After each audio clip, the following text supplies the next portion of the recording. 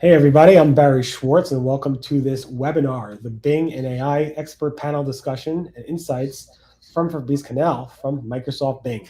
Also with us is Duane Forrester, formerly from Bing and now at Yext.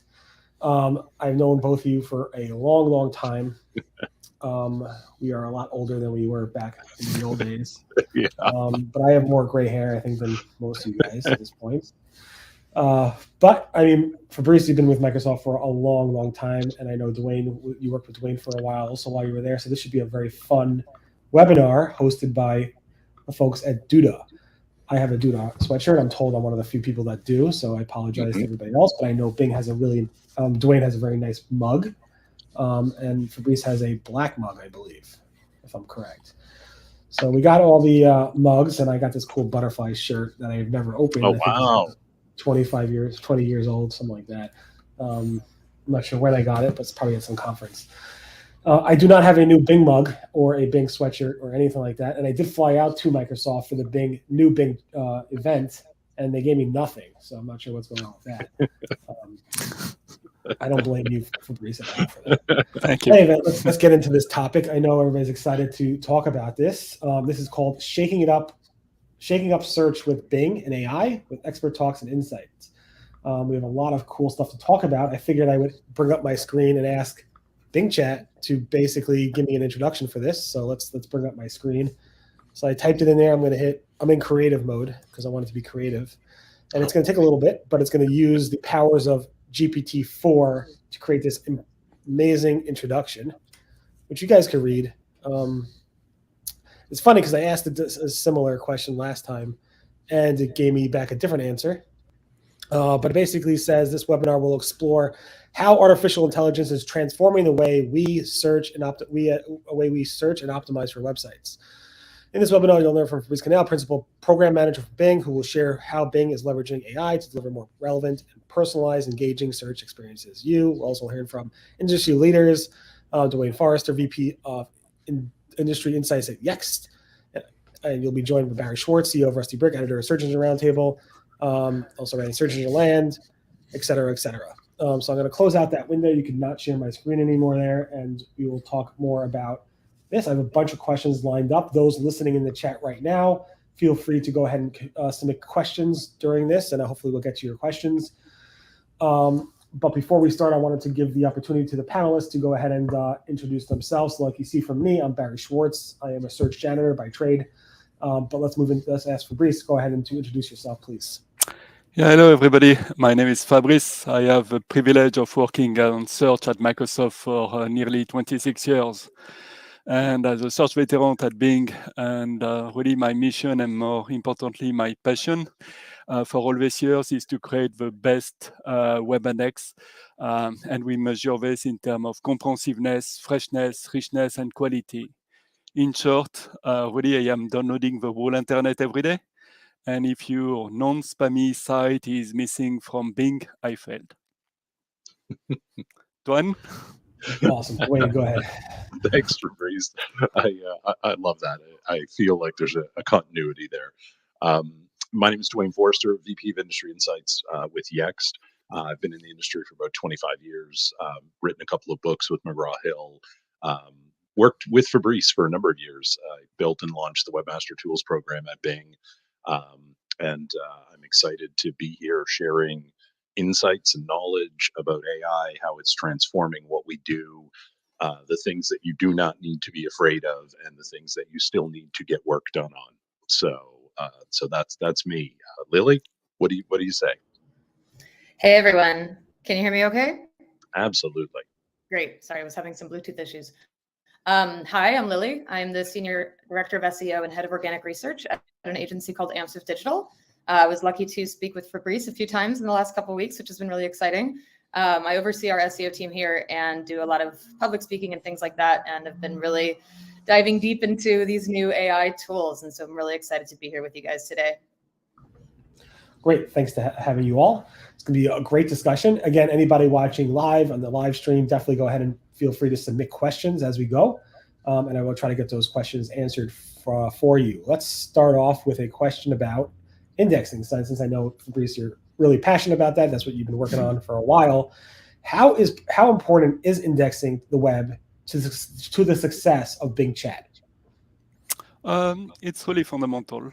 At the end, the chat experience is to provide the best relevant answer to queries, and this is obviously to also refer website, to link to website for the final destination, for completing the task of buying something or doing something.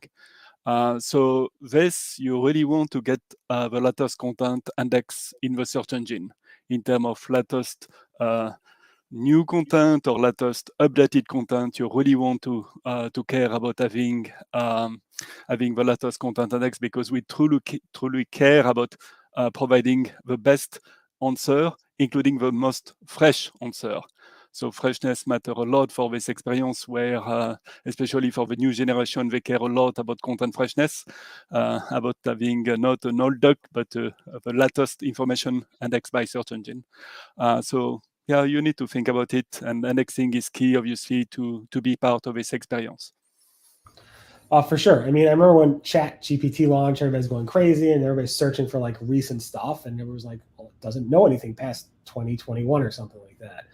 And that was kind of disappointing. And then you guys like blew our minds. It was like, I could search for something literally written like 10 minutes ago, and it would know the answer, cite the source, link to the source, which is great. So great work on indexing stuff so fast. Do you know if most of the questions that people are asking in Bing Chat, are they like kind of recent stuff? Are they looking for fresh stuff, or you don't know that stat? Yeah, so I cannot provide a number, but what I can tell you is that we are still in the early days, mean that yes, this is released for a few weeks already, and people are still in the exploratory mode of this technology.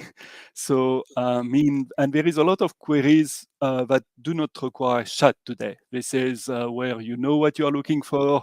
You search on YouTube, you click the YouTube link. Okay, this is a navigational query. Then there is queries that are more exploratory, where people are try to chat, try to interact with the engine to refine their queries and experience, to try to find the best content and the best answer. And yeah, this can be at the end linking to a website, or directly the answer can come from the engine. Interesting. So I assume Index now is playing this important role here. I mean, I assume a lot of that content that people might be using. Do you know the percentage or approximately like how important Index now is in terms of indexing stuff so that it gets into Bing Chat, or it's kind of a stat you don't really look at? Yeah, IndexNow is, first, let me tell you what is IndexNow in 2 minutes or 1 minute, just to summarize. IndexNow is a new protocol that is enabling a website to tell all search engines that have adopted IndexNow their latest content in terms of added URL, updated URL, deleted URL. Adopting IndexNow is key for Bing to minimize scroll load on the site and to quickly reflect content change on the website. Already more than 20 million websites have adopted IndexNow, and far more are coming because content management systems such as Wix are adopting IndexNow, which is very great, because then a large percentage of the whole internet is kind of adopting IndexNow, and more search engines are also coming to support IndexNow.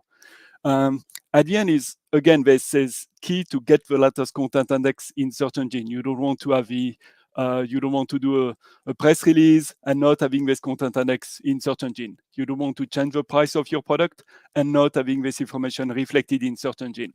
This is missed opportunity for you, website owner, to get traffic to your sites. So in terms of, again, is it important or not important for the being new? Yes, this is very important to get the latest content index in search engine. We really care about content freshness. And obviously, if you have still a relevant link that is kind of YouTube and you want to go to youtube.com, this may not require to be in IndexNow because it's just a navigational query. But most of the content should be in IndexNow to make sure that we are optimizing and we are delivering a great experience for this customer, for all customers, delivering the latest content to them. Awesome, good to know. So let's give it a test. Back to my screen if we can. Apple just announced their WWDC dates, literally maybe 10 minutes ago. Maybe. Should we try it? See if it works. When will Apple hold their Worldwide Developer Conference for 2023? Does it know it? Did you put it wasn't in the index yet? Let me type. Amazing. That is accurate. Yes, I was very fast, you see. That is insane. Literally 10 minutes ago, this is announced. Impressive. Okay, good. And we didn't even hear you typing in the background. Amazing. Okay, cool. Yeah, we are just one comment is we are really able, when people are adopting NX, we are able really to reflect often the content change in seconds. This is really seconds level, not 10 seconds.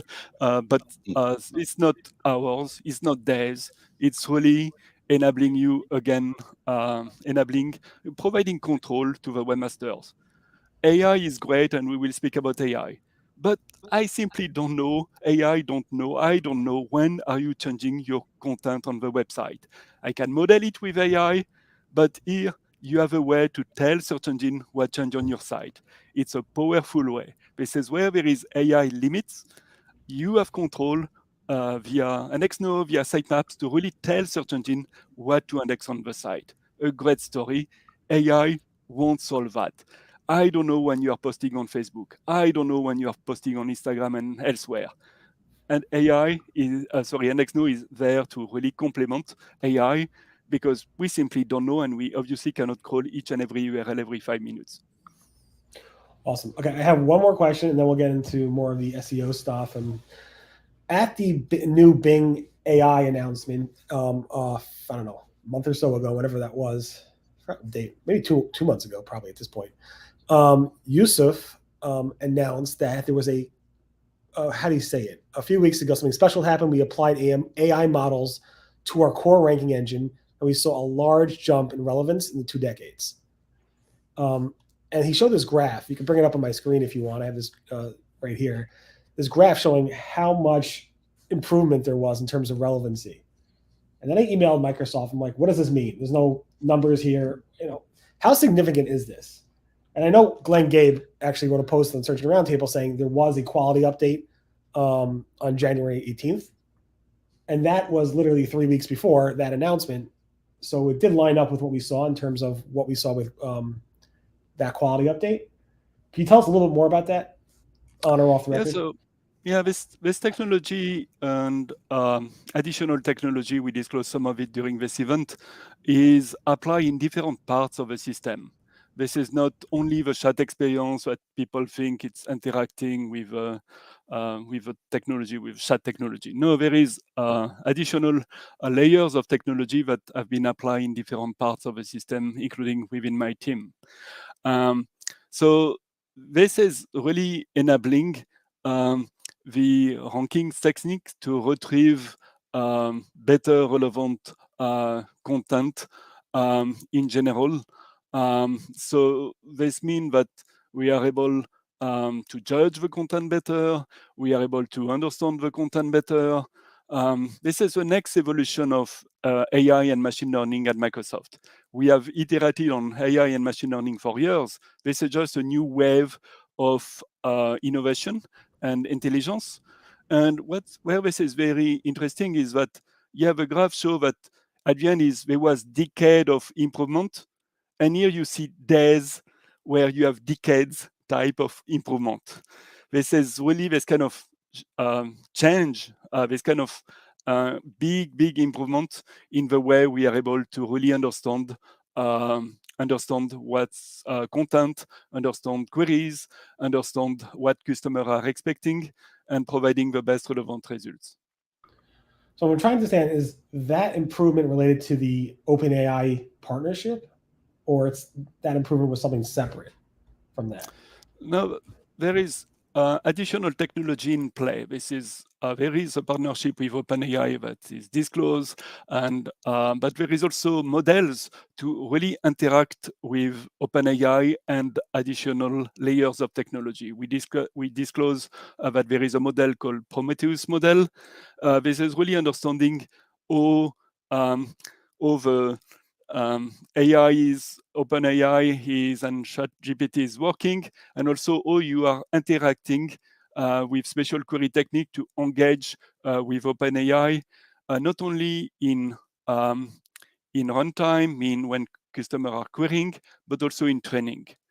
And this model, this approach offer several benefits, including improving relevance of answers, adding annotation and citation to answers. You don't see this really for in OpenAI, in ChatGPT, and providing up-to-date information. Again, annex no important, and geolocation and quality and safety of the answers.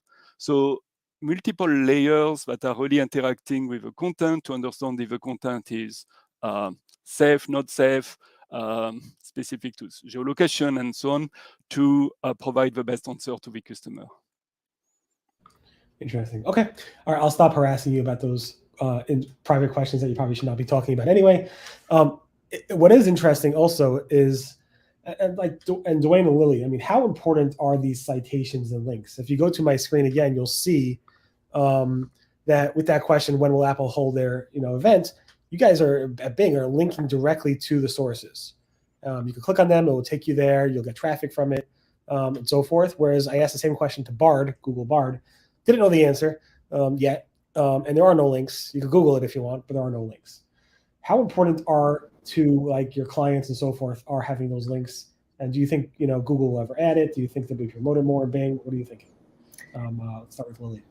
I have so many thoughts. The most important piece of the puzzle for SEOs, I think, I've been playing a lot with the new Bing and Bard and ChatGPT, and the difference with having links in the content, even not just from an SEO perspective, if we take our SEO hats off, from a user perspective, the way that the new Bing gives you choices about what you're reading. It's when you read a term paper or when you read any good informational piece on the internet, you want links. People want links. They want to be able to know where information is coming from. So for me, that's a game changer.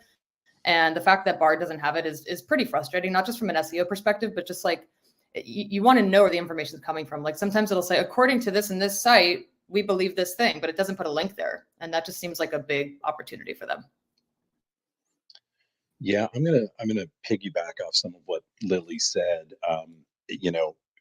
From the consumer perspective, and honestly, this is where all of this needs to align. I think what we see when we see Google making the I don't want to call them tentative steps, but slower steps down this path. It's them wanting to ensure they don't get it wrong. And that's not to imply that Bing doesn't care whether it gets it wrong or right. I think it's a level of confidence in the systems, in the programs, in the decisions and directions that have been invested in over the last several years to get to this point. And I think that there's a higher level of maturity in one program versus another. But from the consumer point of view, the number one thing the consumer wants is the answer to the question, whatever it happens to be. I need a new refrigerator. Is there coffee near me? It doesn't matter. The mundane pieces of our lives. That's what people want. They want the actual answer as quick as possible, as fast and as easy as possible. Because one thing search has done, I'll raise my hand. I think we all can. We've all been a part of this. We've made humans lazier. I don't want to think to get to my answer. So I enter a word or two. The box guesses correctly. Now we have a smarter box. It guesses better. It gives us more. I love that the credit is being given in Bing. I think that's extremely important. If you look at the requirements for decision making that consumers actually respond to, they respond in reviews to very specific lengths of reviews, the wording that's used, the star patterns that they're seeing. And these aren't things that they're naturally going and spending a lot of time consuming. These are all visuals that they're taking in as a part of it. So if you do not have those links in place, but what you have is a button that says, oh, why don't you turn this into a query where you start over and you go back to doing this all over again? Consumers tend to look at that as self-serving to the service, meaning you get a query, you get to spin ads and hopefully make revenue, versus I have everything I need to get to the answer I want. Two very different approaches that we're seeing in these early days.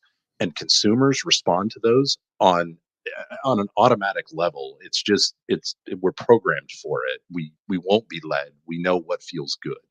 So I think there's, Fabrice said it, and I think we'd all agree we are very early days. However, we're starting to see some obvious paths forward here. Right. What I find very interesting, and this is concept around hallucinations, and both Bing, ChatGPT, Google, they've all been talking about it. The beauty of having the citations, it gives you the ability to look up if the thing is being made up or not. And I'm telling you, I mean, without that, I mean, Google makes stuff up. Bart is like literally making stuff up left and right. Because the first thing I do and you do are probably asking questions that you know the answer to. Yep. And it's just making stuff up left and right. Without those citations and links, I don't know. It's like talking to my best friend that thinks they know everything, but they really don't know anything, and they just blabber on about nothingness. So I think the links are not just like, yeah, I get it. People are going to be lazy, and they're just going to take the answer with or without the links, even if it's true or not. Mm-hmm. But for people who do a little bit of due diligence and dig in, without those links, it's almost impossible. I guess you could Google it, but it's just so frustrating not to see those links. I think even the lazy people respond to seeing the credits that are there and the links, because it takes away that what they're not doing is they're not thinking about the validity of the answer. But if you give them the sources for it, it forces them to recognize, oh, there's more to this. And if I have a question, when I have a question, it's a click away. Plus, it also, I believe, allows the service to open up the conversation to look like I want you to have a conversation about what I just gave you. Meaning, you might not trust this, and that's okay. Help me prove it. And I just think one service does that obviously better than the other service. That's all. Right. I find it funny that Microsoft executives are literally mocking Google for the links issues and for other issues. I mean, Fabrice, you're a Microsoft executive. Go ahead and mock. I will not. No, this is, at the end, it's really hard. And I think there is, again, value of building this, playing with the chat technology on the top of search engine, that search engine knows where to refer. This is the evolution. This is, instead of blue links, you have also the ability to better interact with the engine, to really interact in more than simple related queries and new queries. You have a context of the whole query that are taken into account by the chat system to really understand what people are looking for. I went to conferences. I was searching what are the dates of the conferences and what's the event in the city. You don't need to rephrase the city name. This is taken into account by the context of the chat. So I think it's really, we see this wow effect. We see people that are playing with that. And we see people doing very, very long queries this day. We have augmented the number of queries people can do. And so we see that people are back in this kind of exploratory, where they are playing with the technology and they are amazed by the technology to really find what they are looking for. That so far search engine were not able to answer this kind of complex queries. And yes, they are pleased to be satisfied at the end by the engine. Yeah. Very cool. All right. Yeah, again, the links are super important, and I appreciate you guys doing that. You definitely thought this out way more than Google. Not to keep this is not to trash on Google. I'm a huge Google fanboy and an Apple fanboy, as you can see, and a Dudo fanboy. But when it comes to I'm just going to keep harping on Google for not providing it, and there's logic behind it. I mean, you guys built on this Prometheus level that gives you the ability to actually show these links in a way that Google's not doing it. And when I ask Google why, they're like, well, it just knows the answer. Just like you know the answer to stuff, you might not go ahead and link to stuff. I'm linking to stuff all the time when I write stuff, and I write stuff all the time. I'm constantly citing sources. But at the same time, for somebody not to say, oh, we just know the information, that's where the language model works. You guys really thought it out across the user interface about how fast you can index stuff in terms of how to go ahead and convert a chat question into a query that then generates links and citations, and then incorporating ads, both local ads, local results, shopping ads when relevant. So you guys did a really great job, and kudos to you on that. And I assume advertisers are already, being shown there. I'm not sure. It's very early in the game, so I'm just really excited to watch this space and keep reporting on it going forward. Let's go on to more of SEO questions. So what should SEOs themselves consider when it comes to these AI chat features and assistants Like Duane, what are you telling people in the SEO space around what they should consider in terms of optimizing their websites or thinking about reputation management or whatever it might be? So there's some basic broad thoughts on this. First off, there's no new optimization needed. However, there might be a crap ton of old optimization that you still haven't done yet that could prove vital and valuable to you. The idea of vetting all of your information, of doing quality checks, of using structured data to identify things properly, thoroughly, and everywhere. The idea of adopting Index Now. It's a few clicks, a couple of minutes of time, and you're future proofing yourself. The type of content that consumers want, truly understanding what your customer responds to, investing in that knowledge. That's not something the design team goes off and does in a dark corner of your office. That's like mission critical for everyone in your company. When it comes down to it, I mean, from a technical standpoint, Barry, like, look, go through and fix your technical things, make sure that the user experience is good, page speeds are good. You know, you're obviously, if you're not mobile friendly at this point, maybe you should leave the internet. I don't know what to tell you, but I still encounter that. I'm not kidding. I did one of Google's test tools. I ran it on a site yesterday, and they scored a 0. I'd never seen it before, and so I had to rerun it 3 times through the day to make sure it wasn't a latency issue, a connectivity issue, or something. No, it was consistent. It was a 0. And then when I dove deeper into their website, they skyrocketed to a 10. And I'm like, okay, you're asking why you're not being included in local search results. Like, I'm telling you, you've really got a really bad experience here, and the search engines know it. So again, got to talk about user experience all up, the broad stroke of UX. So I think those things are really, really important. The rest of it, hey man, that's like Bing Chat and Bard doing what they do with your data. And if you feed them garbage, garbage comes back. Interesting. And Lily, what are your clients telling you? What are they nervous about anything? What are you talking to them about? Yeah, I mean, I think a lot of people are really nervous right now because, there's a lack of attribution with a lot of these tools currently. Thank you, Bing, for acknowledging that you'll give us some way of knowing when traffic came from Bing Chat within Bing Webmaster tools. I think that's a huge step. I would love to see the same from Google.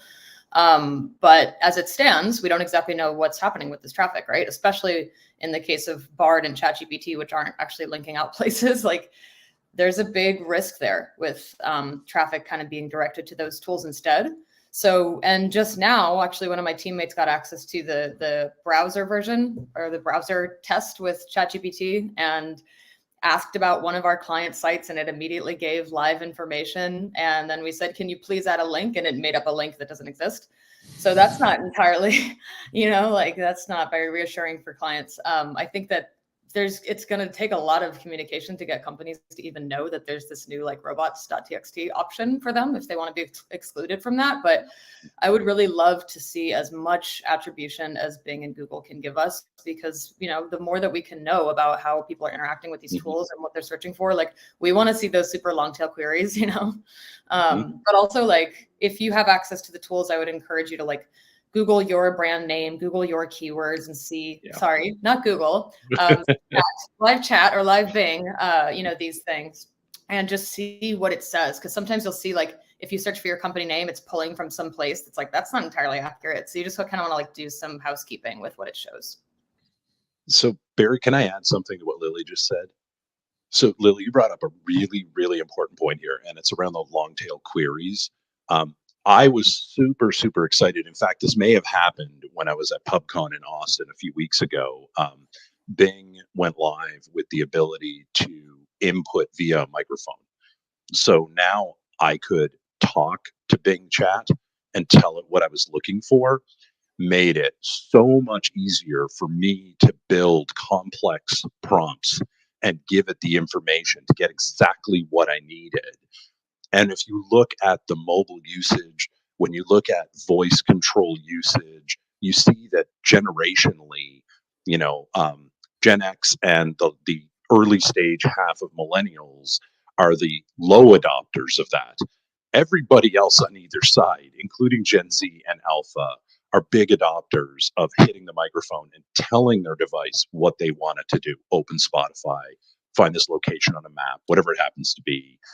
And so that behavior will continue to guide those generations of searchers directly into this, creating mass amounts of data at the long tail that truly give the decision making that businesses need when they see that query data. They know exactly what the intent is for whatever the product or service or the request happens to be. I think that's massive for us. Right. And I think a lot of that is about potentially Bing giving us more than information. I know, Fabrice, at I think it was PubCon, you kind of demoed a little bit about what's being added or going to be added to Webmaster tools, Bing Webmaster tools, not just the index coverage report, which is great, but also adding Bing chat data. When can we expect that? Can I be the first one to ever have it before anybody else, please? we will display indeed a Bing chat for publisher sites in Bing Webmaster tool this spring. We are working on it. Maybe next month. This is what we are targeting. So we should be able to. Yes, I will send you a link as soon as this is ready.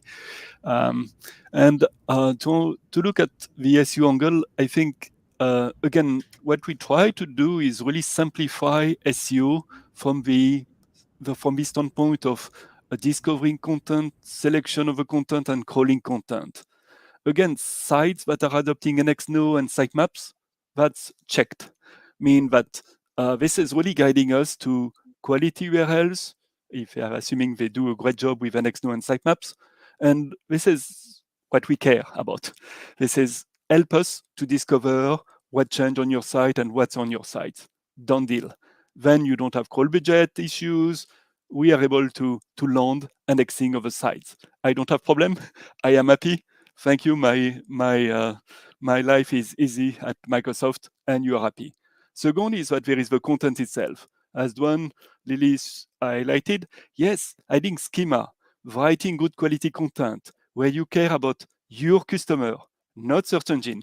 Care first about your customer, really matter for the SEO. This is where you get traffic from search engine, but also other type of traffic, because people will bookmark you, will link you from other media, and you will get more than just getting traffic from search engine. Trying to get traffic only from search engine is kind of dangerous for your business, because obviously people can do a better job at SEO, take over your queries. So really focus at the end as developing your audience, getting your own set of customers, and more importantly, satisfying them. So this is where on the content writing, this new technology can help you potentially to review what you are writing. For me, this technology, this is a better speller. This is you can find better words, better keywords when you write the content to maybe get more customer love, customer satisfaction. Interesting. Yeah, and I wonder if there's any concept around ranking. I just wonder how you're going to show those reports in Big Webmaster tools. Because it's not really a ranking thing, and the thing changes literally minute to minute. You can ask the same question now in 2 seconds. Yeah. I'm welcoming feedback on that, because it's really hard. As we all discover, this is really contextual to you. This is contextual to your query, to the chat itself. You will start by something. The chat, maybe 20 queries later, will be about something that is completely not related to your first query. You will move in your ideas, and you want to search that. So if we display the link related to the first query, this has often no meaning. No, it's not related. So we are still exploring ways to display this kind of chat experience. And so at this point, we will start certainly by clicks and impression. And as we are still welcoming feedback, you can contact me if you have specific things you want to view. Awesome. All right. Thank you. Keep the questions coming, because we will get to the questions a little bit later. And hopefully some of the questions will be answered by the questions that I already wrote up 5 minutes before this webinar. My next question is, how are, Lily and Duane, how are you guys thinking about using these AI systems like ChatGPT or other mechanisms for your clients, either to create content, for link ideas, for whatever it might be, maybe automating certain processes? I know I personally am using Midjourney a tremendous amounts for creating images that are really, really specific to, I created a robot that had an easel that was painting a picture to convey Bing Chat creating images. It was like, you could create anything you want now with these things and make them look so amazing. So I'm using it for image generation. I feel like I can write content faster than AI because I type fast. But how are you guys using these tools? And we'll start with Lily. Yeah, I've been on a whole journey of like how I feel about using ChatGPT. I think a lot of us have. I actually saw a graph yesterday that they shared on Twitter that was like how people feel about ChatGPT. And like first you get really excited, then you get really skeptical, and then you kind of realize how to use it and what to use it for. And I'm definitely on that like latter end of the spectrum, because the last week or two, just like learning what I know about ChatGPT now and how to use it, how to not use it. I've found some really amazing ways to like increase productivity and to kind of automate a lot of the processes that our team's been doing for a long time with a lot of our clients in terms of like auditing content, looking for competitive gaps, things like that. We don't want to use it as it stands to produce net new content. I don't think it's a good idea. I don't think it's a great quality content. It's a starting point and you can maybe revise it. But I think that the ways to use these tools to like understand language and do summaries and create FAQs and things like that is much more interesting than just like write me an article about this topic and I'm going to put that on my client site. I don't think that's a good idea. Yeah. So Barry, big fan of these things, have been since day one. Just a couple of weeks ago, I posted a birthday cake for you that I did in Midjourney, because it's exactly that moment. And rather than finding the meme or the GIF somewhere that tries to convey what I'm trying to say, if I get good at my prompts, and this is a new skill, this is a learned skill for a lot of us, right? Like Google taught us, if you give me a word or two, I'll get you like on the dartboard. And now we have the ability, if you give it 7 or 8 words, it stacks in the bullseye more than anywhere else. So that's a huge improvement. When I was at PubCon, someone asked me, they had a client and they said, my client wants to fire all the writers and just use ChatGPT to write all their articles.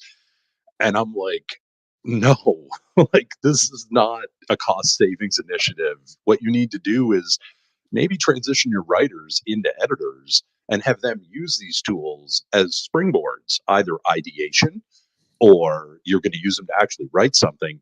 But holy cow, you better have a human go through that and fact check it and edit it and do everything. Because unless you're really good with your prompting and the system knows tone of voice, it gets a little bit weird at times. So we're not there yet. Barry, to directly answer your question, like my company, we have been embedded with AI and machine learning for the better part of 10 years now. We have tools and services. We actually have something now that will take all of your structured data and create content and give you that as a page if you want to publish it on your website. Is it something you should like, oh yes, please go do that for me 1,000 times tonight while I go to bed? Oh, hell no. Like this is absolutely, you're giving a Ferrari to a 14-year-old and saying, well, driving's driving. There you go. No, like you have to be very careful with these things. You have to be very prescriptive. And in my opinion, and this is one opinion of many across the spectrum, like these things need some constraint. It's okay for a consumer to come in and ask, and for the engine to give, this broad answer that, let's, for the sake of argument, say is accurate. But it's very different for a business to use a tool to create something that may or may not be completely factual and then publish that because they own it. And there may be legal repercussions from that content appearing on their actual website, guiding a consumer in a direction that turns out to be incorrect. So there is a lot to think about there. This isn't a fire and forget moment. This is hey, does everybody remember when Webmaster tools came into being and we suddenly had data to make decisions around as SEOs? Like that was a big step up for us. And then came all of the tools across the industry, which helped us. Just to be fair, decisions. The only reason we needed that was because not provided, Google took it away from us. I agree. Listen, Barry, I agree, right? Okay. But having more data to make better decisions on is always a big watershed moment. And that's what we're seeing with this now.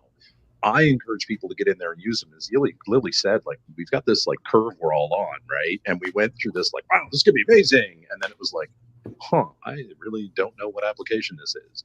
And now every day I'm thinking of 10 new ways to use this thing to make me more productive. And that's the key. When you're on the business side, this is a productivity muscle enhancer. This really grows your ability to get things done. There was an article, it was in one of the big news publications, and the professor who did this test used it to start a business in 30 minutes. Yep. Wrote all of the business plans, did all of the product planning, all of the marketing for it. And he figures that would have been about a 30-hour work period. And he was able to do all of those pieces in 30 minutes for a zero to something business. And that's how people are. This is how Lily is thinking. This is how Fabrice wants us to think. This is how businesses should be thinking about approaching these things and using this stuff. This isn't a panacea. If you've got problems, you're still probably going to have problems if you don't fix them.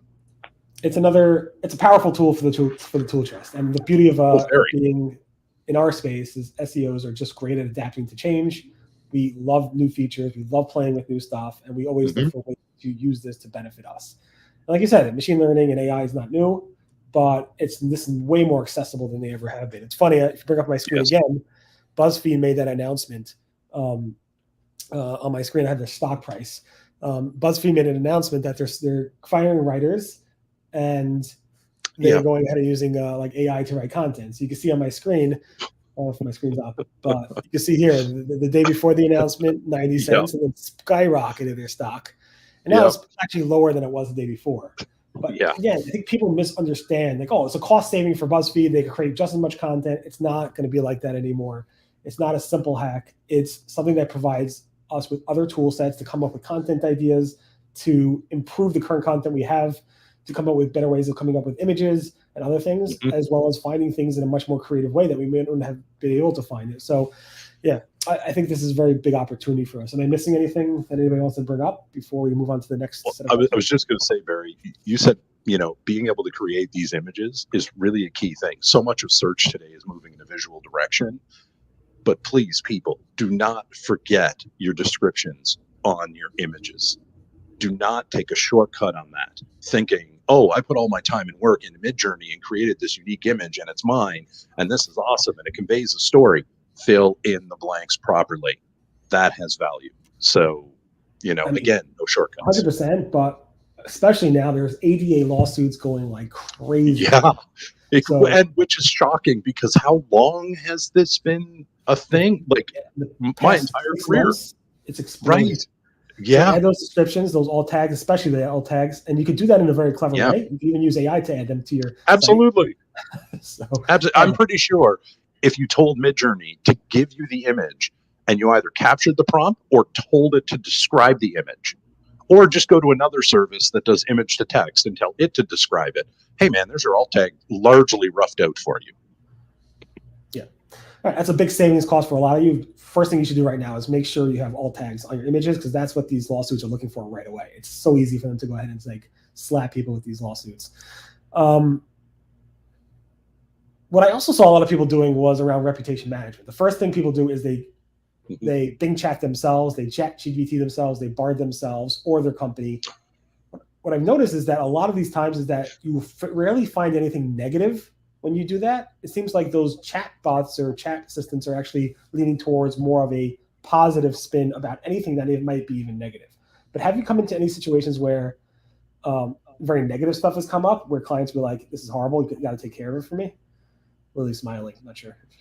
Yeah, I don't think any of those situations have happened yet. I'm just thinking back to like what you just said, because I do feel like maybe these chatbots are programmed in a way to be very friendly, especially the early versions of the Bing chatbot that were extremely friendly, or maybe not so friendly sometimes. But it is interesting that, I was watching, I've been watching a lot of like ChatGPT videos, and I guess Sam Altman was like, these are kind of designed to be your friend. Like it's designed to be your assistant. So it has like a good disposition. So to your point, Barry, I think they're really trying to not create controversy.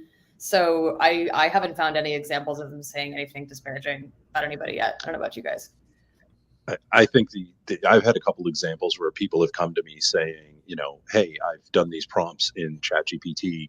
Why isn't my information in there? How do I fix that problem?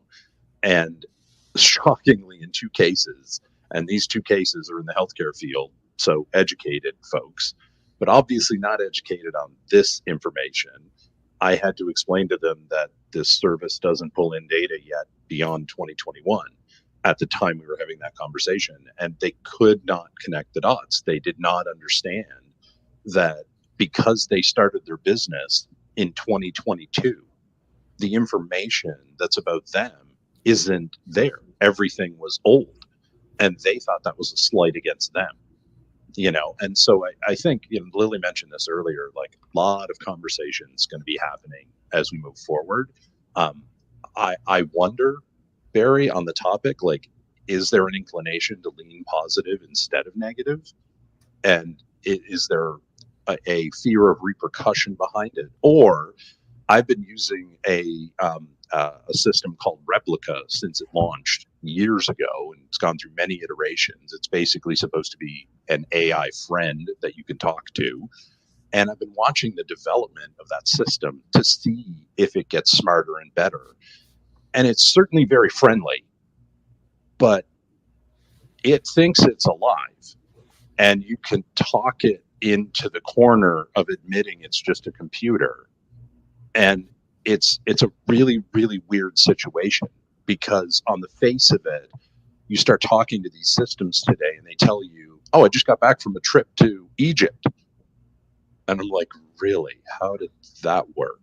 Well, I packed my bag and I got on a plane with my friends and I flew to Egypt. And I'm like, so somebody put a laptop in a carry-on? I'm like, because I know the difference, but the system is trying to convince me that it's real. And so, there's a whole lot out there that I think is going to be misleading.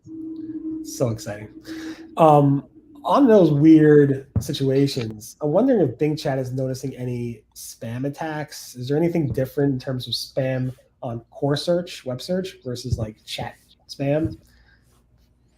Yeah, so this experience is really built on the top of the index of Bing. So if, unfortunately, we have spam, this may surface, unfortunately, in Bing Chat. So our goal is to minimize Bing leakage in the Bing search result page to obviously avoid also having this experience where we can link to spammy, misleading content in the chat experience. So both are completely connected.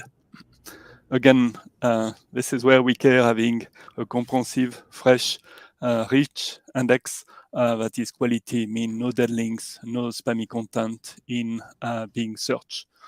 And if to answer some of the previous questions related to content that is linked, if people detect that content should not be there because it's legacy content, something that unfortunately we didn't refresh yet, or some legacy content, we have Bing Webmaster tools, open tools, where they can provide abilities for the engine to automatically refresh an URL to get the latest content, the dead links removed, for instance, or to escalate if the content is totally inappropriate and indexed by Bing. All right, cool. And then it's interesting how much of the Bing search user interface is changing with the interface, with the new Bing Chat features. You announced web stories that are AI driven. You announced a bunch of user interface changes, which have been you've been experimenting with for a while. I wonder why. I mean, why all of a sudden? I don't think it's all of a sudden. You guys have been always doing this stuff, but now people are noticing. That's the thing. Is that correct, what I just said, or should I ask Bing Chat? Yes and no. So we are always experimenting. Hundreds of experimentation is done every day. This is purely machine learning data, A/B testing, driven. People, the story as Bing is really engineers and myself are coming with dream about new things that will that will change the life of our customer and satisfy them during the night. They are dreaming about what they should do, and they come to work and they can experiment, they can code their experiment the morning and flight it and test it the afternoon, and unfortunately be satisfied or unsatisfied during the evening about what they do. If it's satisfactory, this will ship. If it's not satisfactory, and most is not satisfactory because this is just about testing new ideas, and they can continue dreaming about what they should do to help customers to find content online. It's true that this day we are really, I think, reimagining how people are interacting with a search engine across not only search, but also browser and application, and pulling a unified experience. Clearly, most customers are not used to play with ChatGPT or the new Bing. They are just exploring how this is working and understanding what they can do with it. And as we are coming and learning what they do, we are optimizing the experience to provide a more compelling experience, a more relevant experience for all customers. We have geeks and experts as you in this webcast, but we have also many people that have often need to be helped to be able to understand the experience and find content. So this is really a complete experience, not only for experts as you, but for all users on the internet to help them to find online. Awesome. All right. One last question, then we'll get to the question and answers where people are submitting questions in the comments area. And you probably can't answer this, but if you could, that'd be great. I've seen a lot of reports recently from like SimilarWeb and other sites that are basically saying that Bing's market share has grown significantly. Other sites are not showing that. Some are. For example, if I look at my own stats, I'm seeing that Google's search traffic to my site dropped about 2 points in terms of for going from 98% of all organic search to 96%, whereas Bing jumped about 2 points also. It increased by 2 points, meaning it used to send only 1.5%. Now it's sending like 3.5% of organic traffic, which is minimal, but any little point that you guys gain is huge because Bing already is profitable, and any additional searches you get. Are you seeing a big lift in market share, or you can't comment about that? I cannot really comment about that. And when we look per site, is really each site is kind of unique. So you have also Google and other search engines that are shipping and evolving one way or the other. And so again, it's also still early. So yes, we see changes, but I will let Bing all up communicating on market share. I tried. All right, cool. Thank you. And congratulations on all that. So let's go into these questions. I'm going to start. Hopefully these are yes or no. So Google Advisor asked, he's interested in our thoughts about, is humanity in danger from all these AI things? Should we run to the hills? I'm just paraphrasing. Are we in danger from all these AI experiments? Let's start with Lily. Yes or no? Are we in danger? You want to give me a yes or no answer for that? It's black or white. Come on. How about no for a while? No for a long while. You could explain that more if you want in like 20 seconds, but it's kind of I think there's this notion of what AGI, artificial general intelligence, right? So like I think that they say, like the Bill Gates article that he wrote this weekend, which I really encourage you guys to check out if you haven't already. He mentioned like, it's a possibility, but it could be anywhere from 10 years to 100 years. Like that's kind of like in our near future. So I don't know. Maybe eventually. All right, Duane. Yeah, so my answer is going to be no-ish. It's a no, but it really comes down to how you're going to use the tool. And if you're going to be a tool with the tool, then bad things are going to happen. But generally speaking, I mean, Lily nailed it, right? Like people are conflating AGI with AI, and these things are vastly different and decades apart. Okay, and Fabrice, do you have any thoughts on that? Yeah, I think it's a no at this point. This is, again, very early, but clearly we are following what people are doing and tuning search. We tune so many parameters and technology over the past few weeks. So we are obviously following closely what customers are doing. We are listening to feedback, and we'll continue to have a safe search experience at Bing. Interesting. Yeah, I've seen some reports that say X percent of jobs are pretty much going to be lost because of AI. But truth is, that always happens with technology, and there's new jobs created from it. So I'm more excited than fearful of the technology, and I can't wait to retire and let AI do all my work for me. Exactly. All right, Oleg asks, the next question is, any plans for, I guess, Bing or other search engines to allow or disallow certain content from being used within Bing chat? Obviously, you guys respect the robust TXT directives. People are saying paywalled content is getting in there somehow. I think people are confused because I assume they allow the paywall content to get in, but users don't see that allow. So any thoughts about better controls for Bing versus Bing chat to consume content? I disclosed on Twitter that I am working on this. We should be able to announce something next month. We truly believe that there is something about publisher, and so I will announce something next month. Fabrice, can I ask, because you mentioned next month a couple times, we're like 2 days away from the end of the month. Are you referring to April or are you referring next to month? I said next month. So April. Okay. Thank you. Interesting. Looking forward to that as well. T asks, does Bing favor any particular platform when it comes to SEO and now AI? I'm maybe not understanding my platform. I'm not sure. Obviously, you guys prefer OpenAI as a platform, but maybe it's talking about WordPress or something. I think you are referring to content management system. And I want to share, this is a very good question, because Adrian is related to AI and machine learning and all this technology. The more you do standard things, the more it will be part of what your system understands. So if you develop a content management system on your own, okay, the bar is pretty high to be search engine, having search engine optimized. Today we are sponsored by Duda, and this is a Duda. And I want to highlight that Duda is IndexNow compatible by design.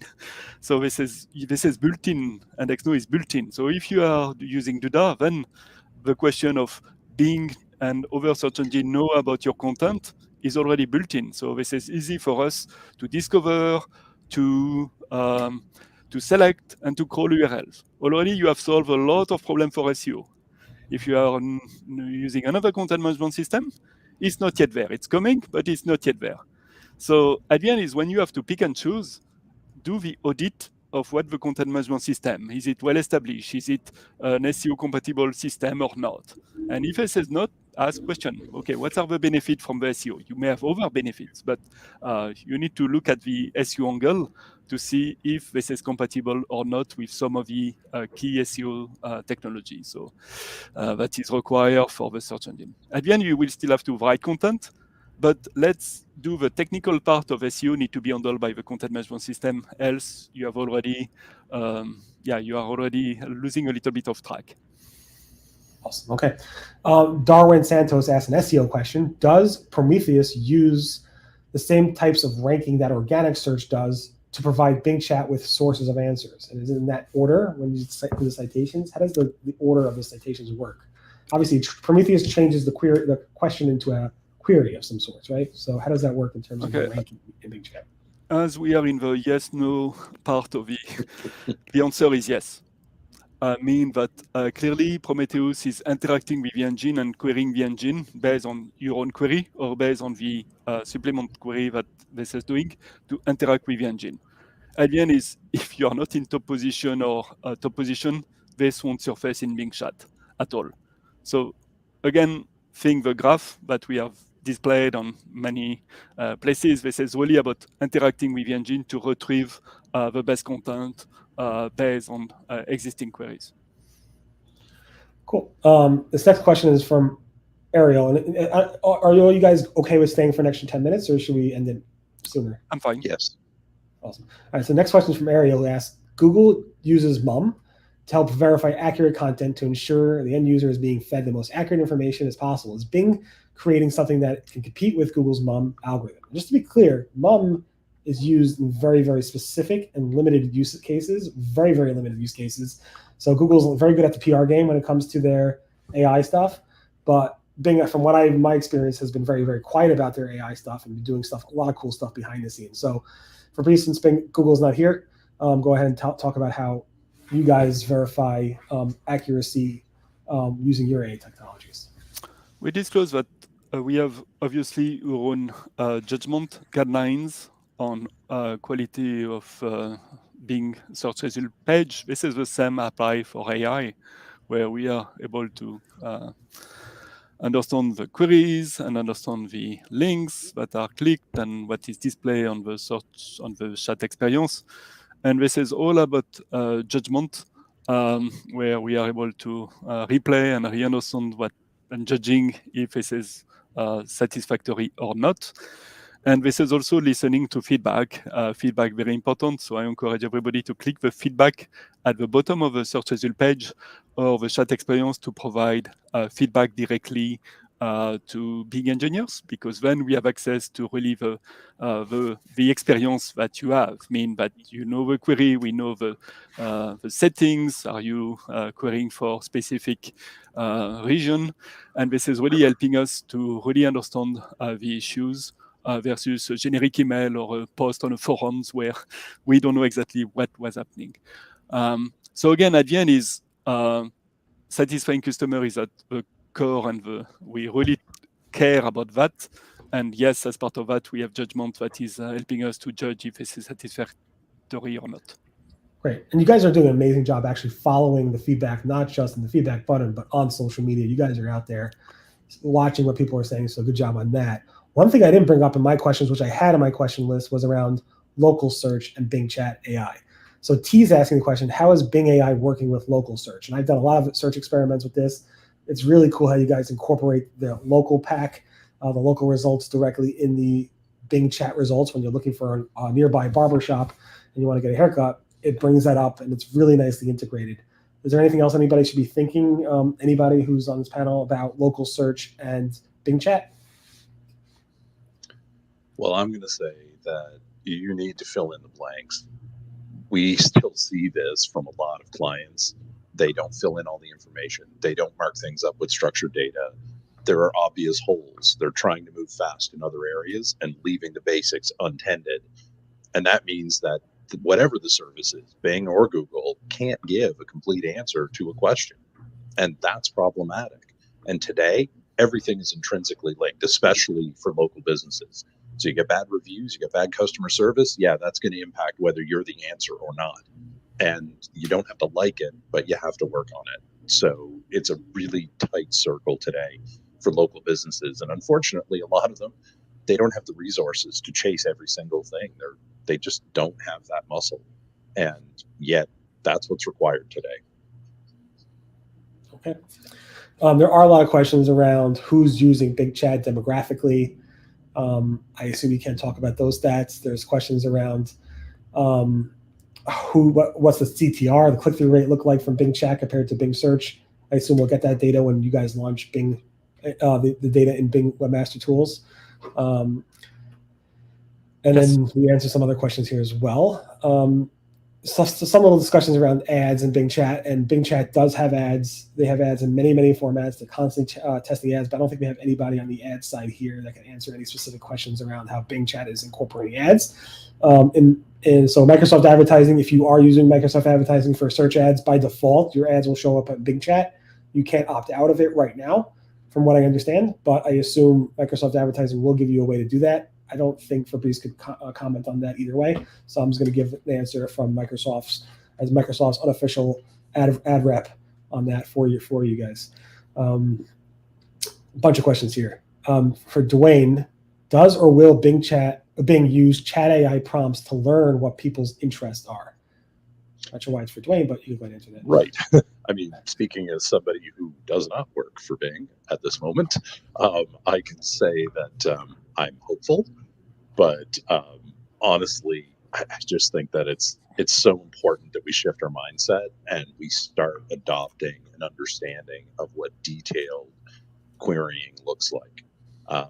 Fabrice may remember this. I went through a training program at Microsoft once called Precision Questioning and Answering.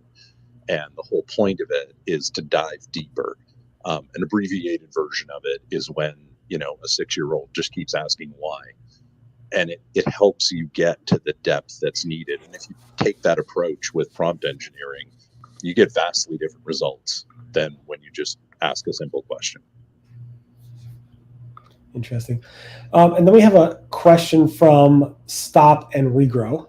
I assume that might be a hair product. I don't know. I have no idea. Can search engines actually tell whether content is written by humans, or actually US humans versus humans in India, or AI? Does the search engine know the difference between who's writing that content? It's a good question, and I think any of you guys can answer it. So who wants to? Lily, this is kind of a topic for you. So yeah, I mean, I would love to hear Fabrice's answer, but I know, like, as it stands, there are a number of tools that can detect AI content, including ChatGPT content. I don't know if that's still the case with 4.0, but from what I've heard, they should be able to like register 4.0 content. So at some point that's going to change, obviously, like it's going to become harder and harder. But I believe, and this is just my own belief, that Google is probably capable of doing it now, if they want to.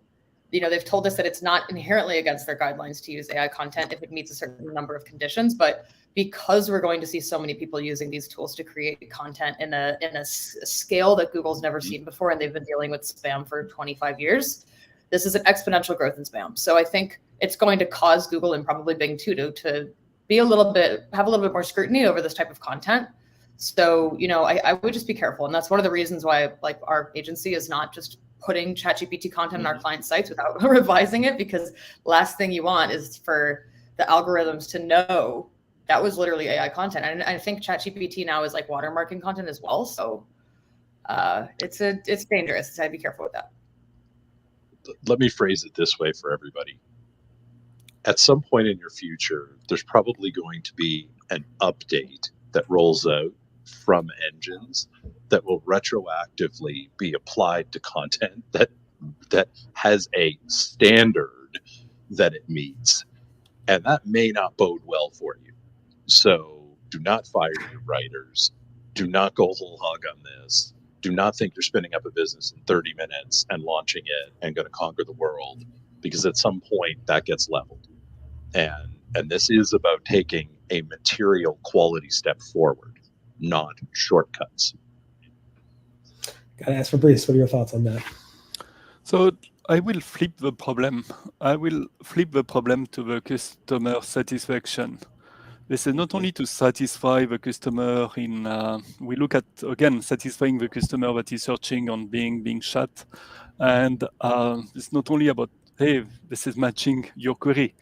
This is also a relevant answer, an authority answer, something that can be really helping the customer. This is the truth. And so this is, for me, I spoke before about the AI technology. For me, is helping me. This is an improved speller often. This is, I was not a native English speaker, and okay, I make progress, but still not completely there. So this is helping me often to rephrase sentences or few sentences. This is how I use some of the technology today. And I feel this is still okay, because at the end, this is, I am in control of what I'm reading and what I'm writing. And so here is the same. This is mean that at the end is will link to something that is satisfactory to the user, but satisfactory in ourselves, thinking that this is the best answer we can find on the internet, and this is a trustable answer. This is not a fake results. This is something that we can that we are proud of displaying in the search results or in the big chat experience. Okay, I will close this off by saying I did speak to Google in detail about this topic. We have the Bing response, and it's similar to what Google said, basically. And I spoke to, I think, Danny Sullivan on the record when Danny Sullivan wrote that blog post about a month or so ago on AI content and so forth. And he basically laid it out. I'm like, you're going to have a problem, meaning you could have used humans to create so much garbage content. We had that with Panda and so forth. We generated tons of garbage content, but AI could do it so much faster. It's going to be a problem. At one point, you're going to say it's too much. And Danny's like, we dealt with it before at Google. Not that he was at Google when they dealt with it, but now they're dealing with it, and they're constantly dealing with. I mean, Fabrice, you tell us, how much content is junk that you're constantly indexing, that you get rid of all the time, and it's just not worth indexing. And you're dealing with this on a daily basis. It's not going to be about if it's written by AI or a person. It's going to be about does that content, like you said, serve the purpose? Does it answer the question? Is it helpful? And all that type of stuff. If AI could do it better than humans, Google, Bing, I don't think they care. As long as the user's happy, that's all that's going to matter. So I don't know if you get rid of your humans today, your employees today, but if AI does take over the world, I don't know. We discover every day 70 billion distinct URL we have never seen before that are normalized. 70 billion. It's a big number. With this technology, we may discover 500 billion URL that we have never seen before. We don't care about 99% of that, maybe. We will at the end focus where it matters, where we think the website is providing a truly relevant answer, that is not the 10,000 times duplicate content and tweaked by AI from the other authority side. So I think at the end, you should care not only about writing your customer, developing a good quality content, but also developing the juice, developing the authority, developing the knowledge, developing this is a trustable website. Is not the endless version of the same content that has been tweaked by AI. And please do not escalate to search engine about my content is not indexed. We simply do not care about indexing this content. It does not satisfy our customer. Cool. All right. I appreciate that. Thanks to everybody watching, all the questions that were submitted. I'm sorry we didn't get to everything. Thanks again to our guests, Lily, Duane, Fabrice. Appreciate all that. And Duda for sponsoring this webinar. Everyone have a great day, night, or wherever you are. And we'll see you at the next one. Thanks, everyone. Thank you.